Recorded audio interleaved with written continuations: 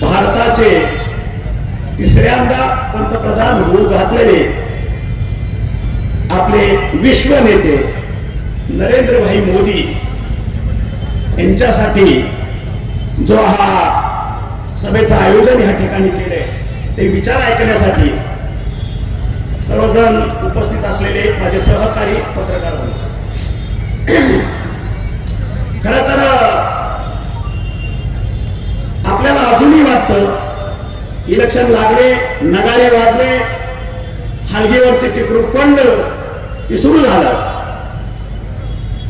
सभा झाल्या पाहिजे, रॅली निघाल्या पाहिजे, झेंडे लागले पाहिजे, पोस्टर झाले पाहिजे. त्यांना अर्थव्यवस्था ह्याच्यावरच करते इलेक्शन नाही का. हा एक भाग आहे प्रचाराचा. पण मला सर्वसामान्य जनतेला, माझ्या मतदाराला, माझ्या पंढरपूरकरांना एकच सांगायचं आहे की अजून सेन्सेक्स 2021चा यायचा आहे, झालेला नाही, 2018चाच झालेला.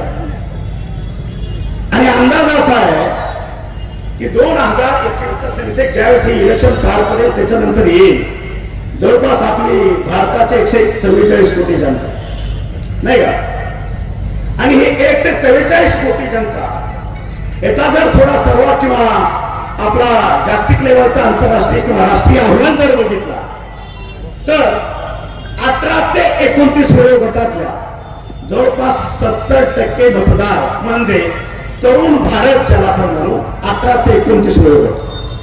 ध्यान देऊ नये, 18 ते 35 म्हटलेलं नाही, 17 ते 50 म्हटलेलं नाही, 18 ते 29 वयोगटातला जवळपास 70% मतदार आपल्या भारतामध्ये. आणि म्हणून स्वातंत्र्य मिळाल्यापासून 1947 पासून गेले 60 वर्षांमध्ये जो मतदार होता त्या भारतामध्ये आतापर्यंत काँग्रेसनं परंपरा केलेली होती विस्थापित आणि प्रस्थापित. आतापर्यंत 60 वर्षांमध्ये भारतावरती फक्त प्रस्थापितांचंच राज्य म्हणजे फक्त 700 घराण्यांचंच राज्य या ठिकाणी, फक्त 700 घराणे. आणि हे काँग्रेसची संस्कृती, हे काँग्रेसची परंपरा.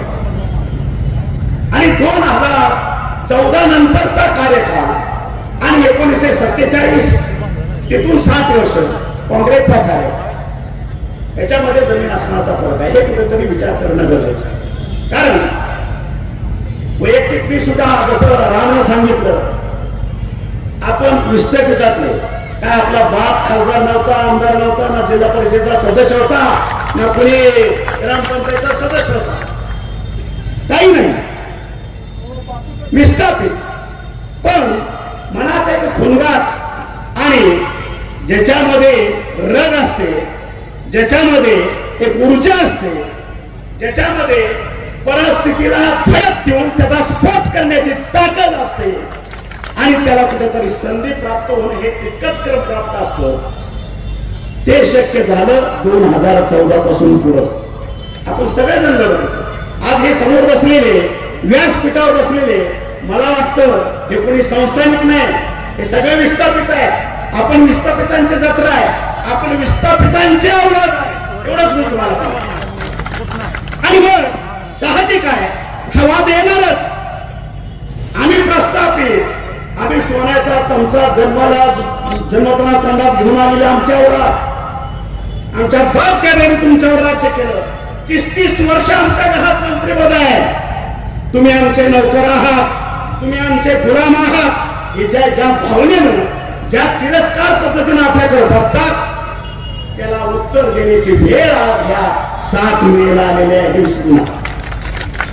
कोण कुणाचा गुलाम? लोकशाही आहे. डॉक्टर बाबासाहेब आंबेडकरांनी आपल्या घटनेचे शिल्पकार ज्या पद्धतीने घटना तयार केली, सर्वसामान्य 12 बलुतेदार 18 पगड जात सगळ्यांना लोकशाहीच्या माध्यमातून सर्वांना समान अधिकार आणि समान हक्क दिलेला आहे. तू श्रीमंताची औलाद आहे, तू मंत्र्याची औलाद आहे, सोन्याचा चमचा घेऊन जन्माला आहे म्हणून तुला 1000 मताचा अधिकार. आणि जो गरीब आहे, जो भिकारी आहे, जो गरीब आहे, 18 पगड जातीतला आहे, त्याला 1 मताचा अधिकार. हे बाबासाहेबांनी नाही सांगितलेलं. एकच मताचा अधिकार आहे तुला, हे ध्यानात ठेव. आणि म्हणून या पंढरपूरकरांनी हा पंढरपूरकर फक्त आणि फक्त कुणालाच मानत नाही, त्याच्या मागे साक्षात पांडुरंग, साक्षात परमेश्वर होता. आणि म्हणून वेगळा विचार, वेगळा प्रकार, मतभेद, मनभेद आणि कुठंतरी भ्रष्टाचार दाखवायचं आणि सर्वसामान्य लोकांना भ्रमित करायचं आणि त्या दिशेने न्यायचं, त्याला भ्रमिष्ट करणारा किंवा भ्रमिष्ट होणारा हा मतदार नाही. सुज्ञ आणि अतिशय विचारवंत सांप्रदायिक पंथातला हा संपूर्ण समुदाय हे पंढरपूरवासीय. मग काही भाग हा सोलापूर मतदारसंघामध्ये असेल लोकसभेच्या, काही भाग हा माढा लोकसभा मतदारसंघामध्ये असेल. आणि म्हणून तुम्ही बघितलं असेल, मी सुद्धा सोलापूर जिल्ह्यातलाच आहे नाही का, माढा मतदारसंघ. आता काही सांगितलं इलेक्शन पुरतं बोलतात, मला जमलं नाही, दोघांना जमू दिलं नाही जमू दिलं, मान्य आहे. बघून मी माझ्या भावासारखं, माझ्या वडिलासारखं म्हणतो, आहे ताकद, केलं जनतेचं काम, नाही म्हणणार ना, टक्कर त्याचं काम केलं म्हणून सावंत कंपनी गप्प बसली का? स्ट्रगल करतोय ना, फाईट देतोय, नाही गप्प बसलो. आणि तेवढं नाही केलं. आज जो दिवस बघतोय विस्थापिताचाच एक भाग आहे, पण 2022 ला जे महाराष्ट्रात कुणाला जमलं नाही ते वाकाव मधनच घडलं. सत्तांतर जे घडलं त्याचा पायोनियर आज तुमच्या समोर उभा आहे. दाखवलं ना करून, खोटी हिंमत केलं, नाही घाबरलं कुणाला. मग तुमच्यात हिंमत होती, तुमच्यात हिंमत होती. ज्यावेळेस ईडी वगैरेचे काही लपडी केली, महागा लागलं, त्यावेळेस तुम्ही लगेच पटापट पाया पडले. 2014 इकडे आलं. 2014 सुद्धा सगळ्यांच्या साक्षीनं सांगतोय, कदाचित हा गौप्यस्फोट असेल, हे अख्खं घराणं अकलूजचं हे विस्थापिताच्या छपरावरती माड्याला वाकावला येऊन बसलं होतं आणि सांगितलं, शिवाजीराव तुमच्या पाया पडतो, तुमचं कुटुंबच मला ह्या ठिकाणी विजय मिळवून देऊ शकतं, बाकी कुणाच्या मध्ये दम नाही. अख्खं कुटुंब 5-6 भाऊ 10-15 ची लेकरं येऊन बसली होती. हे वास्तव आहे. त्यांना विचारा, सावंत हा परकट बोलतो, रोखोक बोलतो, त्याच्यामध्ये काना मात्र्याचा फरक नसतो, हे ध्यानात ठेवायचं. आणि मतदान झालं, अख्खा माढा तालुका विरोधात होता, आम्ही मतदान केलं आणि ह्या अकलूजकराचा विजय फक्त 25,000 मतांना झाला आपल्या सदाभाऊच्या विरोधात. आणि त्यावेळेस मतमोजणीच्या केंद्रामधून विजयी झालेल्या तत्कालीन खासदार शिवाजीरावला फोन केला आणि सांगितलं, शिवाजीराव आजचा विजय फक्त सावंत कुटुंबामुळे झालेला आहे, आयुष्यात विसरणार नाही, हे त्यांचे शब्द. ठीक आहे, आम्हाला त्यांना काहीच मागायचं नव्हतं. ज्यावेळेस शिवाजीराव पुन्हा 2014 ला इलेक्शनला सामोरे गेले आणि ज्यावेळेस त्यांचा एक गट माहुंगे माढा मतदारसंघाला जोडलेला आहे, त्यावेळेस त्यांनी त्यांची राजनीती, त्यांची सरंजामीपणा, त्यांचा संस्थानिकपणा आणि त्यांचे गद्दारीपणा त्या ठिकाणी दाखवून दिला. आणि म्हणून आज हे परमेश्वराची लीला असते. परमेश्वर योग्य वेळी योग्य ठिकाणी अशी परिस्थिती निर्माण करतो. ठीक आहे, त्यावेळेस तुमच्यावरती अन्याय झाला, आता सगळे समोरासमोर आहे, हा सूर्य आणि हा जयद्रथ उद्या काय व्हायचं बघू आता. आणि तुम्ही कुणाच्या विरोधात उभा राहताय? 2014 नंतरची परिस्थिती, भारत हा विकसित देशाकडून विकसनशील विकसित करत चाललेला आहे. या ठिकाणचा 144 कोटी जनतेचा विश्वास नरेंद्रभाई मोदीवरती आहे. कोरोना काळामध्ये नरेंद्रभाई मोदीने जे काम केलं, फक्त भारतासाठी नाही, जागतिक लेवलवरती आज संपूर्ण 750 कोटी ह्या जगाची लोकसंख्या आहे आणि त्या जगातले 80 ते 90% देश आज आदरानं नरेंद्रभाईचं नाव घेतात, आदरानं नरेंद्रभाईचं नेतृत्व मान्य करतात. मला वाटतं याच्यासारखं जगामध्ये किंवा आपल्या भारतासारख्या अभिमानाची दुसरी कुठलीही गोष्ट असू शकत नाही. आणि मगापासून मी बघतोय की आपल्याला नरेंद्रभाई मोदींना तिसऱ्यांदा पंतप्रधान करायचं. ही तरी दोन गोष्ट आहे. हे होणारच आहे, हे होणारच आहे. हे काळ्या दगडावरची रेग आहे, हे होणार आहे. पण हे होण्यासाठी अख्खं जग भारताकडे लक्ष लावून बसलंय, अख्खं जग. कारण अशा पद्धतीचा विश्व नेता जगामध्ये असणं गरजेचं आहे. आणि मला वाटतं नरेंद्रभाई मोदी ह्या जगासाठी परमेश्वरापेक्षा थोडे सुद्धा कमी नाहीत, ही माझी वैयक्तिक भावना आहे. आणि म्हणून सगळ्या गोष्टीचा विचार केला. तुम्हाला एक किस्सा सांगतो. 2011 साली मी आमच्या JSPM सोतीचं फॉरेन युनिव्हर्सिटी अमेरिकेतले कोलॅबोरेशन करण्यासाठी मी अमेरिकेला गेलो होतो. त्या ठिकाणी ब्राऊन युनिव्हर्सिटी आहे, न्यूयॉर्क पासून 350 किलोमीटर अंतरावर. त्या ठिकाणी गेल्यानंतर आमचे जे विद्यार्थी अमेरिकेमध्ये होते नोकरीच्या निमित्तानं गेलेले जवळपास 3,500 विद्यार्थी मला भेटायला त्या न्यूयॉर्क युनिव्हर्सिटीमध्ये आले. आणि त्यावेळेस आमची जी चर्चा झाली 2011ची घटना सांगतो मी. त्यावेळेस मला म्हणत होते, सर आपल्याकडं ज्या पद्धतीचं वातावरण आहे, ज्या पद्धतीचं फ्रीडम आहे, आम्ही अमेरिकेमध्ये येतो, आमचा मग तो व्हिसा कार्ड, ज्या पद्धतीने आपले सण वार, आम्ही काय केलं 6 महिन्या वर्षाने येऊ शकत नाही. नोकरी झालं 2 वर्ष 5 वर्ष 10 वर्ष ह्या ठिकाणी राहावं लागतं. ना दिवाळी साजरा करता येते, ना फटाका वाजवता येतो, ना दसऱ्याला काही वेगळं करता येतं, ना शिमग्याला आपल्याला होळी पेटवता येते, काही करता येत नाही. इतके प्रचंड निर्बंध आपल्या लोकांवरती या ठिकाणी आहे.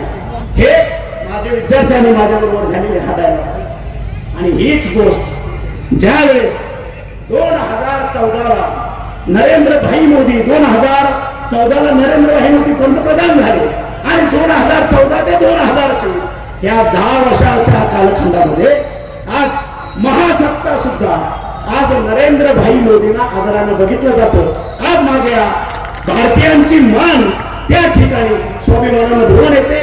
तो माझा इथला भारतीय ताट मानेला त्या ठिकाणी जगतो, वागतो आणि तिथलं तो लोकशाहीचं सगळं जे काय आहे तो त्या ठिकाणी अनुभवतो. आणि ते फक्त आणि फक्त नरेंद्रभाई मोदीमुळे शक्य झालं. मला वाटतं आपल्या पंढरपूर मधल्या माझ्या नागरिकांचे सुद्धा बरेचसे विद्यार्थी असतील, त्यांची मुलं असतील, त्यांच्या सुना असतील, अमेरिकेमध्ये असतील, रशियामध्ये असतील, तुमच्या जर्मनमध्ये असतील, UK मध्ये असतील, त्यांच्याशी आपण फोनवरती बोलत असतो. थोडा अंदाज घ्या काय पद्धतीने चाललं. आणि म्हणून 2024ला तिसऱ्यांदा आपल्याला आपली संधी की अशा विश्व नेत्याला मतदान करण्याची सुद्धा संधी आहे. हे पुण्याचं काम आहे आणि आपल्या सगळ्याच्या हातून ते होणार, ह्याच्यामध्ये अजिबात शंका नाही. आज माढा लोकसभा मतदारसंघामध्ये आमचे रणजित लिंबाळकर साहेब आणि आमच्या सोलापूर मतदारसंघामध्ये आमचे राम सातपुते हे निमित्त आहे. उमेदवाराची मी नावं घेतो, हे निमित्त आहे. आम्हाला माहित नाही इकडे कोण राम उभा आहे, इकडे कोण रणजित उभा आहे. आम्हाला एकच माहित आहे, आम्ही कमलापूरचं बटन दाबल्यानंतर हे मतदान आमच्या विश्व नेत्यांना ताकद देण्यासाठी त्या ठिकाणी सभागृहात जाणार आहे. आणि म्हणून राम काही चुकला असेल नसेल, आमचे रणजित निंबाळकर काही चुकले असतील नसतील, आम्हाला ते काही माहित नाही. पण आम्हाला माहित आहे आज जगामध्ये ताकदवान नेता, जगामध्ये 144 कोटी जनतेला बरोबर घेऊन जाणारा आणि 144 कोटी जनता हा माझा परिवार समजणारा नेता असेल तर तो नरेंद्रभाई मोदी हा विश्व नेताच असू शकतो. आणि म्हणून कुठलाही मुलाहिजा न ठेवता, कुणाच्याही आमिषाला बळी न पडता, कुठल्याही जाणता राजा, नेता राजा, छोटा राजा, मोठा राजा यांच्या विचाराला बळी न पडता येत्या 7 तारखेला आपल्याला सकाळी उठून पांडुरंगाचं दर्शन घ्यायचं जसं बापूने सांगितलं आणि जाऊन डोळे बंद करून कमळाच्या चिन्हापूरचं बटन दाबायचं आणि आमचा राम माझा विद्यार्थी आहे, हा राम कमीत कमी ह्या मतदारसंघातनं 2 लाख मतानं आणि आमचा रणजित निंबाळकर 2 लाख मतानं निवडून आला पाहिजे. आणि तुम्हाला माहित आहे त्यांना मत देतो, सभागृहात पाठवतो, काम नाही केल्यानंतर तानाजी सावंत काय आहे हेही तुम्हाला ह्या जनतेच्या साक्षीनं त्याच्यानंतर कळेल. कारण बापूला माहित आहे मी काम करण्याची माझी पद्धत काय, रामाला माहित आहे माझे काम करण्याची पद्धत काय, आलं का लक्षात. आणि म्हणून त्या ठिकाणचं करमाफीचं काम बापू आले उभा होते, साहेब हे असा कर्जमाफी, म्हणलं कर्जमाफी केली वाढ होणार नाही, माझा शब्द. म्हणे ह्याच्यावर सही, ती माझी जबाबदारी, तुम्ही सांगा खाली माझ्या पंढरपूर वासियांना ज्या ठिकाणी माझा भगवंताचं वास्तव्य आहे त्या ठिकाणी करवारताना सांग घुस देणार नाही हे तुम्हाला लिहून देतो. बापूचा विश्वास रचून होतो. मग ज्यावेळेस मध्यंतर झाला, सभागृह बंद झाला, बापूला तिथं नेलं, सेम साहेबांकडे गेलं, सेम साहेबांची ऑर्डर घेतली आणि आपल्या ह्या शिवला पाठवलं. शिव साहेब ऐकायचं म्हणून सुरूच नव्हतं. अजून तो महाग असतो खुर्चीचा पुढे आचारसंहिता दाखवतो काय तो नंतरचा भाग आहे. राहिला विषय कॅरिडॉरचा, वाराणसीचा कॅरिडॉर झाला, या ठिकाणचा पंढरीचा कॅरिडॉर करायचा. मी आज सत्ता म्हणून नाही, एक तुमच्यातला मुलगा म्हणून सांगतो, तुमच्यातला एक नागरिक म्हणून सांगतो, शेतकऱ्याचा पोरगा म्हणून सांगतो, कुणाचंही घर पाडझोड करून कुणालाही रस्त्यावरती आणून कॅरिडॉर होऊ देणार नाही हे माझं वचन तुम्हाला.